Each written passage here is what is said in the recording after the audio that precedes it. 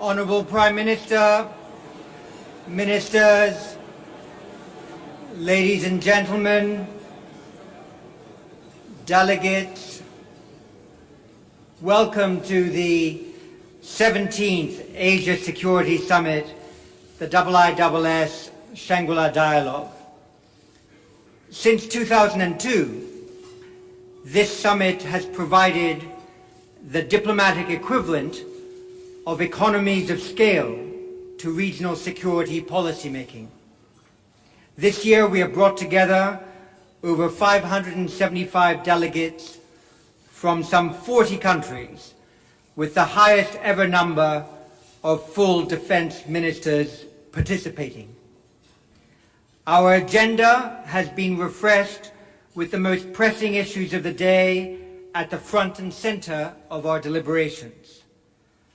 Allow me to thank all of our sponsors and the host government of Singapore for their tremendous support.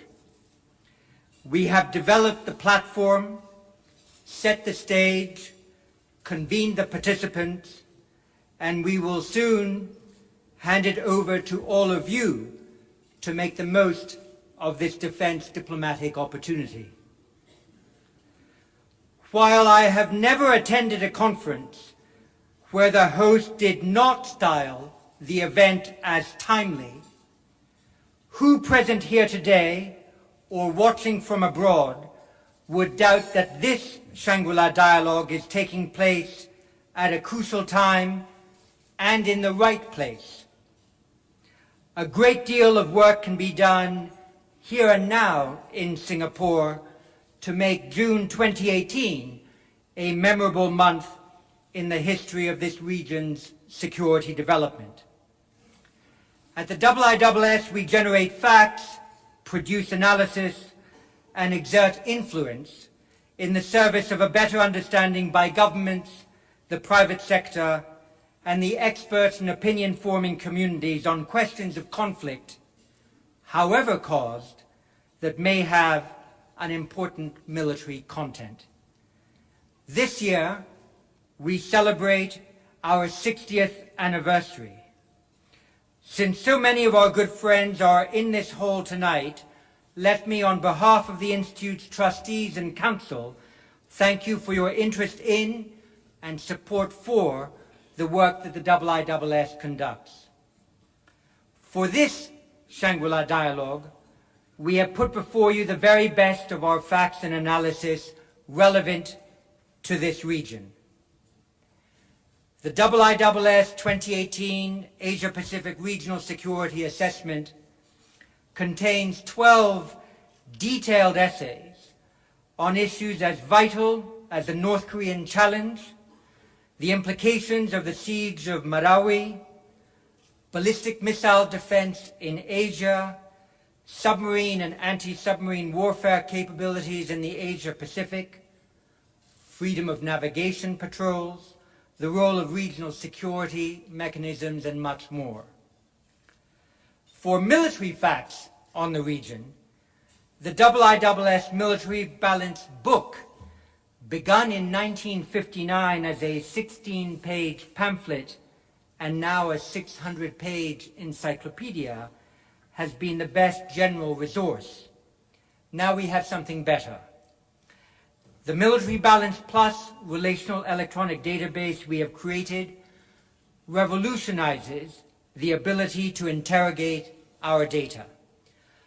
A user of the IISS Military Balance Book wanting to know which countries around the world operate active radar homing air-to-air missiles would get the right answer in 4 hours and 45 minutes. A user of the database will get the right answer in 50 seconds. A user of the book wanting to know how many and what types of submarines are currently operated in Asia would get the right answer in about 45 minutes. A user of the IISS database in 20 seconds. Someone wanting to compare China's current defense spending in US dollars with that of, say, the 10 ASEAN states combined would calculate that correctly in about 2 hours using the book, but with the database in 50 seconds.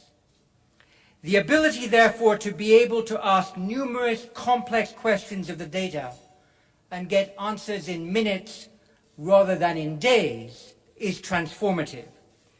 Indeed, we believe that the IISS Military Balance Plus has the potential to change defense analysis as dramatically as the Bloomberg terminal changed access to financial information.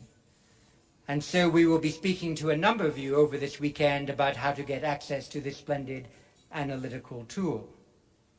For the IISS, objective facts and clear-headed analysis are important for the encouragement of transparent strategic debate.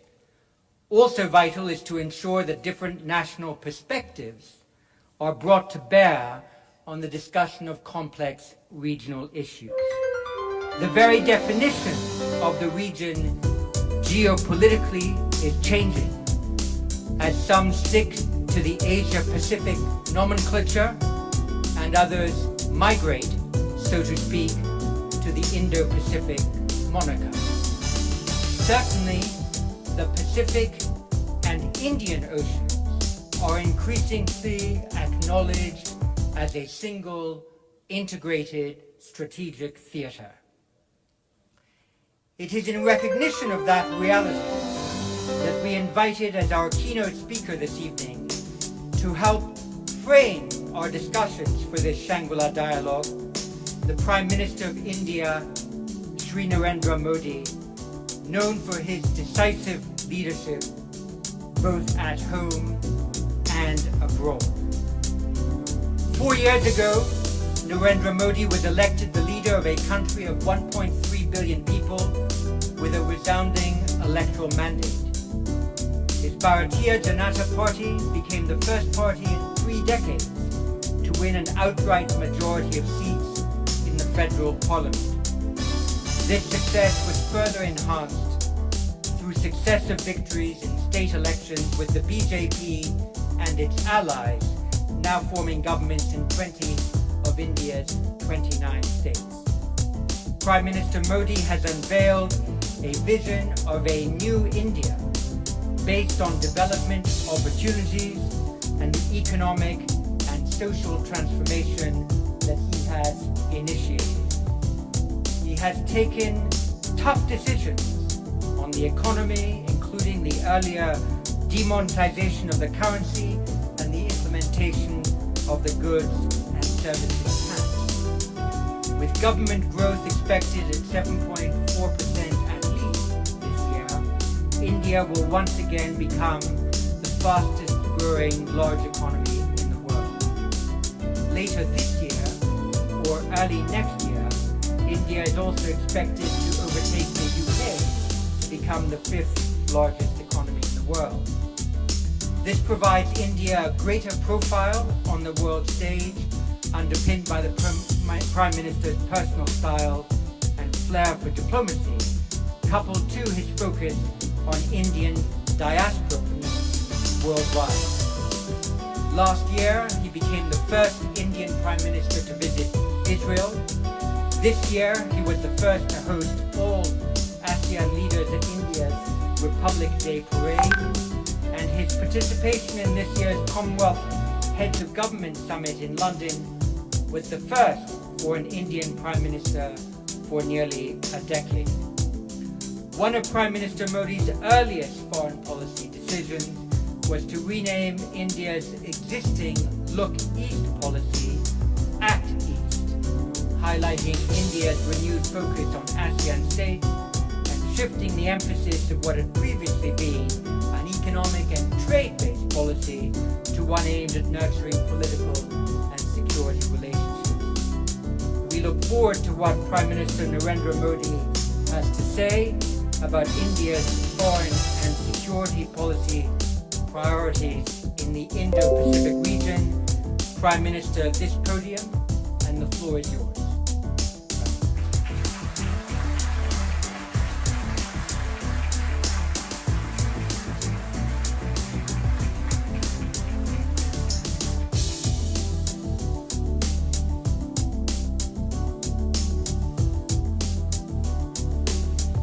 Prime Minister Lee Hsien Loong,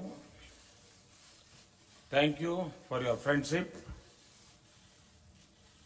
your leadership of India-Singapore partnership, and a better future for the region. Defense Minister, Mr. John Chipman, dignitaries and excellencies, Namaskar, and a very good evening to all of you. I am pleased to return to a region known to India since ancient times as Swarna Bhumi, the land of gold. I am also happy to be here in a special year, in a landmark year of India's relationship with ASEAN. In January, we had the unique honor of hosting 10 ASEAN leaders on our Republic Day. The ASEAN-India Summit was a testimony of our commitment to ASEAN and our Act East policy. For thousands of years, Indians have turned to the East, not just to see the sunrise, but also to pray for its light, to spread over the entire world. The humankind now looks to the rising East with the hope to see the promise that this 21st century beholds for the whole world.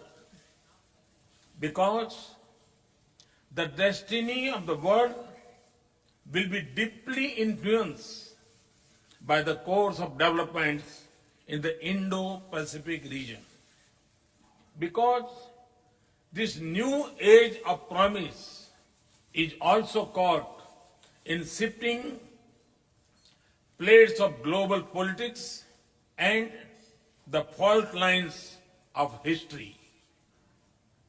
I'm here to say that the future we seek does not have to be as elusive as Shangri-LA, that we can shape this region in our collective hopes and aspirations. Nowhere is it more apt to pursue this than in Singapore. The great nation shows us that when the oceans are open, the seas are secure, countries are connected, the rule of law prevails, and the region is stable, nations small and large prosper as sovereign countries, free and fearless in their choices. Singapore also shows that when nations stand on the side of principles, not behind one power or the other, they earn the respect of the world and a voice in international affairs. And when they embrace diversity at home, they seek an inclusive world outside. For India, though, Singapore means more. It's a spirit that unites a lion nation and a lion city. Singapore is our springboard to ASEAN. It has been for centuries a gateway for India to the East. For over 2,000 years, the winds of monsoons, the currents of seas, and the forces of human aspirations have built timeless links between India and this region. It was cast in peace and friendship, religion and culture, art and commerce, language and literature. These human links have lasted even as the tides of politics and trade show their ebb and flow. Over the past 3 decades, we have reclaimed that heritage to restore our role and relationship in the region. For India, no region now receives as much attention as this, and for good reasons. Oceans had an important place in Indian thinking since pre-Vedic times. Thousands of years ago, the Indus Valley civilization, as well as Indian peninsula, had maritime trade. Oceans and Varuna, the Lord of all waters, find a prominent place in the world's oldest book, the Vedas. In ancient Puranas, written thousands of years ago, the geographical definition of India is with reference to the seas. Uttaro yat samudrasya, meaning the land which it lies to the north of the seas. Lothal, in my home state Gujarat, was among the world's oldest ports. Even today, there are remains of a dock. No wonder Gujaratis are enterprising and travel widely even today. The Indian Ocean has shaped much of India's history. It now holds the key to our future. The ocean carries 90% of India's trade and our energy sources. It is also the lifeline of global commerce. The Indian Ocean connects regions of diverse cultures and different levels of peace and prosperity. It also now bears ships of major powers. Both raise concerns of stability and contest. To the east, the Malacca Strait and South China Sea connect India to the Pacific and to most of our major partners, ASEAN, Japan, Republic of Korea, China, and the Americas. Our trade in the region is growing rapidly, and a significant part of our overseas investments flow in this direction. ASEAN alone accounts for over 20%. Our interests in the region are vast and our engagements is deep. In the Indian Ocean region, our relationships are becoming stronger. We are also helping build economic capabilities and improve maritime security for our friends and partners. We promote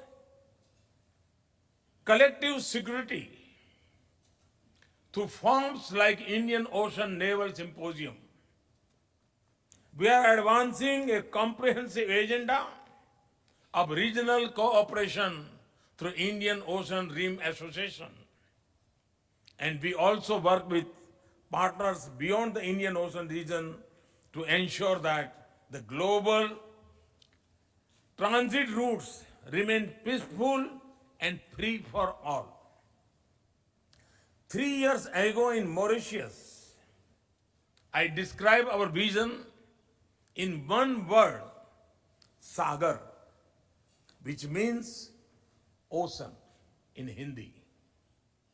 And Sagar stands for security and growth for all in the region. And that is the creed we follow to our east.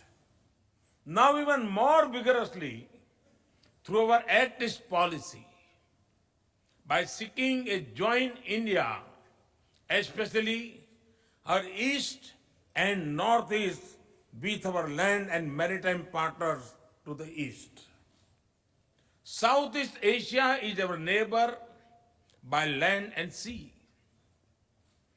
With each Southeast Asian country, we have growing political, economic, and defense ties. With ASEAN, from dialogue partners, we have become strategic partners over the course of 25 years. We pursue our relations through annual summits and 30 dialogue mechanisms, but even more through a shared vision for the region and the comfort and familiarity of our old links. We are active participants in Asia-led institutions like East Asia Summit, ADMM Plus, and ARF. We are part of BIMSTEC and Mekong-Ganga Economic Corridor, a bridge between South and Southeast Asia. Our ties with Japan, from economic to strategic, have been completely transformed. It is a partnership of great substance and purpose that is cornerstone of India's Act East policy. There is a strong momentum in our cooperation with Republic of Korea, and there is a fresh energy in our partnership with Australia and also New Zealand. With several of our partners, we meet in formats of 3 or more. More than 3 years ago, I landed at dawn in Fiji to start a successful new phase of engagement with Pacific Island nations. The meetings of the Forum of India Pacific Islands Cooperation, PIPIC, have bridged the distance of geography through shared interest and action. Beyond East and Southeast Asia, our partnerships are strong and growing. It is a measure of our strategic autonomy that India's strategic partnership with Russia has matured to be special and privileged. 10 days ago, in an informal summit at Sochi, President Putin and I shared views on the need for a strong multipolar world order for dealing with the challenges of our times. At the same time, India's global strategic partnership with the United States has overcome the hesitation of history and continues to deepen across the extraordinary breadth of our relationship. It has assumed new significance in the changing world. And an important pillar of this partnership is our shared vision of an open, stable, secure, and prosperous Indo-Pacific region. No other relationship of India has as many layers as our relations with China. We are the world's 2 most populous countries and among the fastest growing major economies. Our cooperation is expanding, trade is growing, and we have displayed maturity and wisdom in managing issues and ensuring a peaceful border. In April, a 2-day informal summit with President Xi helped us cement our understanding that strong and stable relations between our 2 nations are an important factor for global peace and progress. I firmly believe that Asia and the world will have a better future when India and China work together in trust and confidence, sensitive to each other's interests. India has a growing partnership with Africa, propelled through mechanisms such as India-Africa Forum Summits. At its core, our cooperation based on Africa's requirements and a history of warmth and mutual respect. Friends, coming back to our region, India's growing engagement is accompanied by deeper economic and defense cooperation. We have more trade agreements in this part of the world than any in other. We have comprehensive economic partnership agreement with Singapore, Japan, and South Korea. We have free trade agreements with ASEAN and Thailand. And we are now actively participating in concluding the regional comprehensive economic partnership agreement. I've just paid my first visit to Indonesia, India's neighbor, 90 nautical miles close and not 90 nautical miles apart. My friend, President Widodo, and I upgraded India-Indonesia relations to a comprehensive strategic partnership. Among other shared interests, we have a common vision for maritime cooperation in the Indo-Pacific. On way from Indonesia, I stopped over briefly in Malaysia to meet one of ASEAN's most senior leaders, Prime Minister Mahathir. Friends, India Armed Forces, especially our Navy, are building partnership in the Indo-Pacific region for peace and security, as well as humanitarian assistance and disaster relief. They train, exercise, and conduct goodwill missions across the region. For example, with Singapore, we have the longest uninterrupted naval exercise, which is in its 25th year now. We will start a new trilateral exercise with Singapore soon, and we hope to extend it to other ASEAN countries. We work with partners like Vietnam and build mutual capabilities. India conducts Malabar exercise with the United States and Japan. A number of regional partners join in India's exercise Milan in the Indian Ocean and participate in RIMPAC in the Pacific. We are active in the regional cooperation agreement on combating piracy and armed robbery against ships in Asia in this very city. Distinguished members of the audience, back home our principal mission is transforming India to a new India by 2022, when independent India will be 75 years young. We will sustain growth of 7.5% to 8% per year. As our economy grows, our global and regional integration will increase.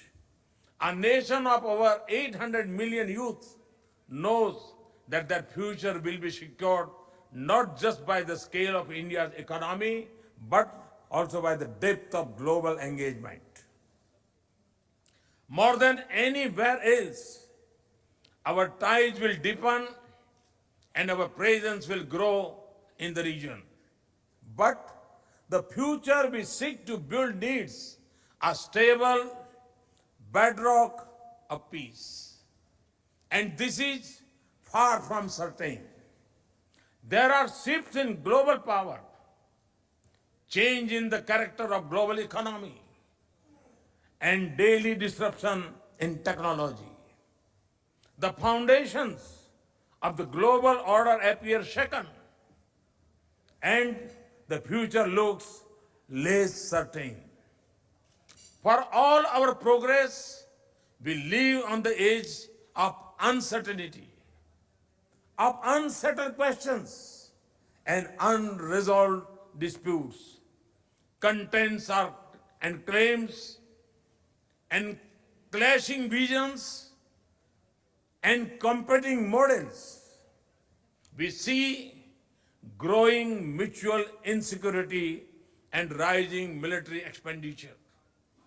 Internal dislocations turning into external tensions and new fault lines in trade and competition in the global commons. Above all, we see assertion of power over recourse to international norms. In the midst of all this, there are challenges that touch us all, including the unending threat of terrorism and extremism. This is the world of interdependent fortunes and failures. And no nation can shape and secure it on its own. It is a world that summons us to rise above divisions and competition to work together. Is it that possible? Yes, it is possible.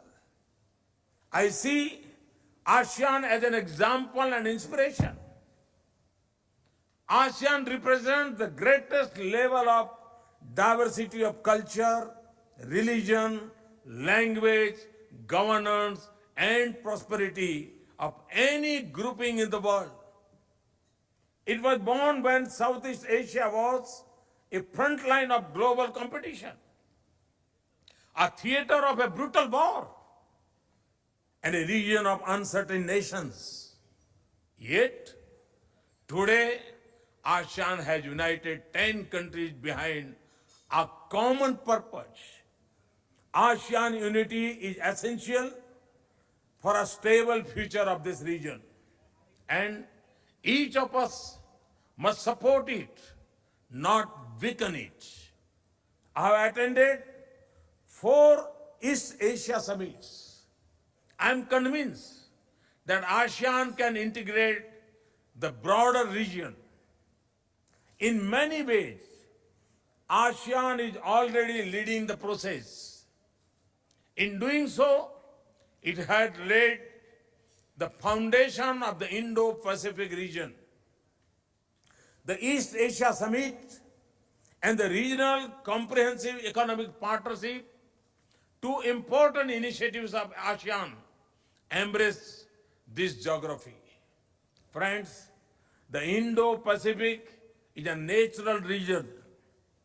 It is also home to a vast array of global opportunities and challenges. I am increasingly convinced with each passing day that the destinies of those of us who live in the region are linked.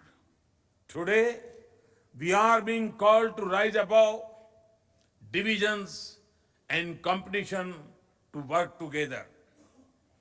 The 10 countries of Southeast Asia connect the 2 great oceans in both the geographical and civilizational sense.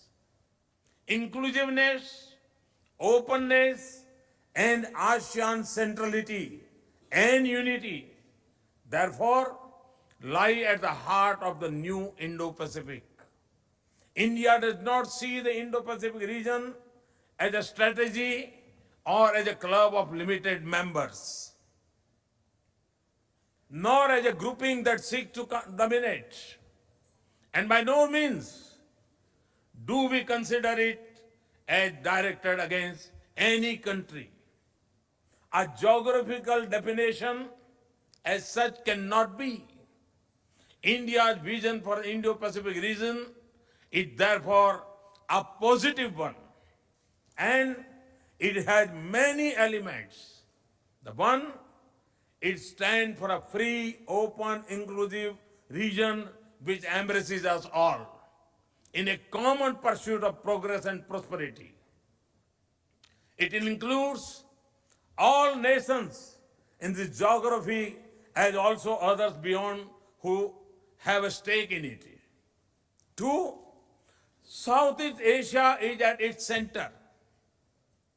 And ASEAN has been and will be central to its future. That is the vision that will always guide India as we seek to cooperate for an architecture for peace and security in this region. The three, we believe that our common prosperity and security require us to evolve through dialogue, a common rule-based order for the region, and it must equally apply to all individually as well as to the global commons. Such an order must believe in sovereignty and territorial integrity as well as equality of all nations, irrespective of size and strength. These rules and norms should be based on the consent of all, not on the power of the few. This must be based on faith in dialogue and not dependence on force. It also means that when nations make international commitments, they must uphold them. This is the foundation of India's faith in multilateralism and regionalism and of our principled commitment to rule of law.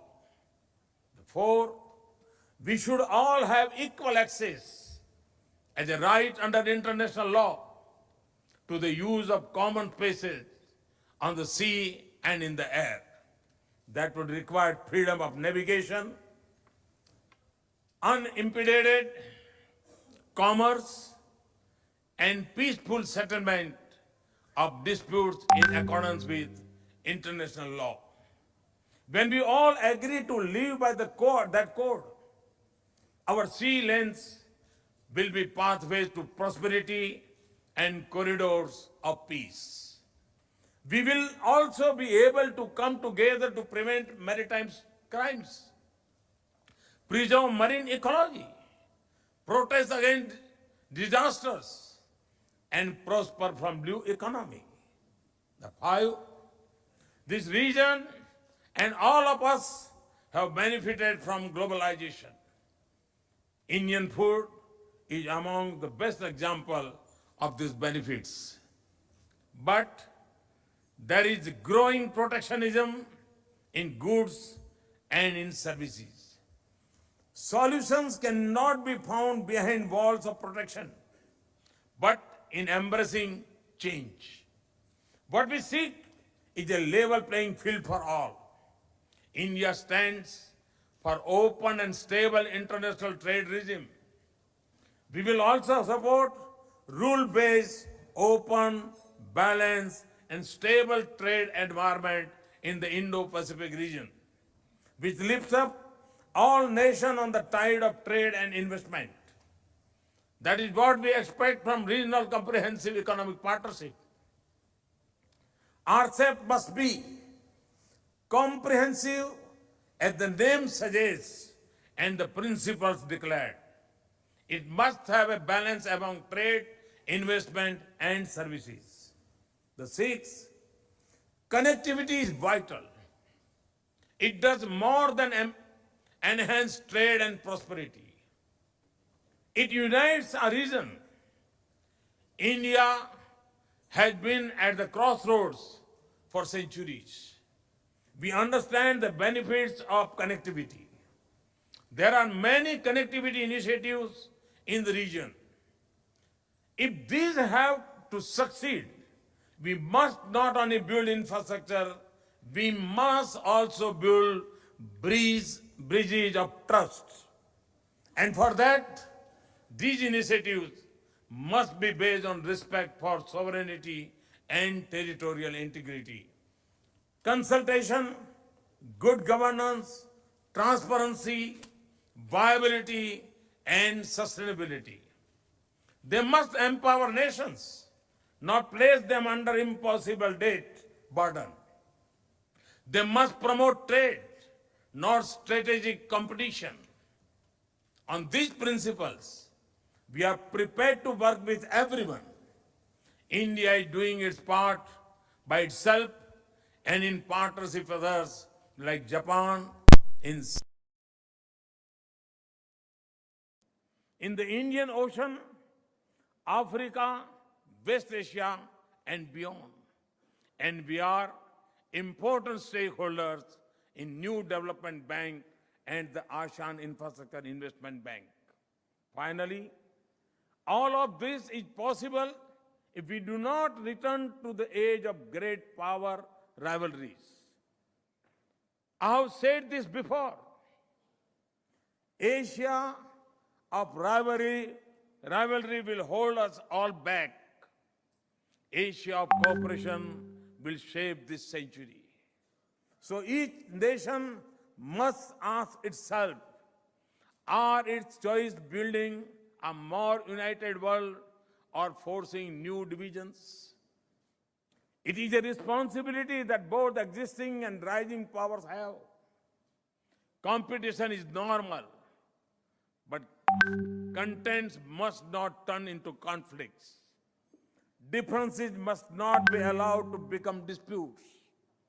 Distinguished members of this audience, it is normal to have partnership on the basis of shared values and interests. India too has many in the region and beyond. We will work with them individually or in formats of 3 or more for stable and peaceful region. But our friendships are not alliances of containment. We choose the side of principles and values, of peace and progress, not one side for divide or the other. Our relationships across the world speak for our position. And when we can work together, we will be able to meet the real challenges of our times. We will be able to protect our planet. We will be able to ensure non-proliferation. We will be able to secure our people from terrorism and cyber threats. In conclusion, let me say this again. India's own engagement in the Indo-Pacific region, from the shore of Africa to that of the Americas, will be inclusive. We are inheritors of Vedanta philosophy that believes in essential oneness of all and celebrates unity in diversity. Ekam satya vipraha baudha vadanti. Truth is one. The learned speaks of it in many ways. That is the foundation of our civilization ethos of pluralism, coexistence, openness, and dialogue. The ideals of democracy that define us as a nation also shape the way we engage the world. So, it translates into 5 S in Hindi. Samman, respect. Samvad, dialogue. Sahyog, cooperation. Shanti, peace. And Samruddhi, prosperity. It is easy to learn these words. So, we will engage with the world in peace, with respect, through dialogue and absolute commitment to international law. We will promote a democratic and rule-based international order in which all nations, small and large, thrive as equal and sovereign. We will work with others to keep our seas, space, and airways free and open. Our nation secure from terrorism and our cyberspace free from disruption and conflict. We will keep our economy open and our engagement transparent. We will share our resources, markets, and prosperity with our friends and partners. We will seek a sustainable future for our planet and through the new International Solar Alliance, together with France and other partners. This is how we wish ourselves and our partners to proceed in this vast region and beyond. The ancient wisdom of the region is our common heritage. Lord Buddha's message of peace and compassion has connected us all. Together, we have contributed much to human civilization, and we have been through the devastation of war and the hope of peace. We have seen the limits of power, and we have seen the fruits of cooperation. This world is at a crossroad. There are temptations of the worst lessons of history, but there is also a path of wisdom. It summons us to a higher purpose. It rises above a narrow view of our interests and recognizes that each of us can serve our interests better when we work together as equals in the larger good of all nations. I'm here to urge all to take this path. Thank you. Thank you for this invitation. Thanks a lot.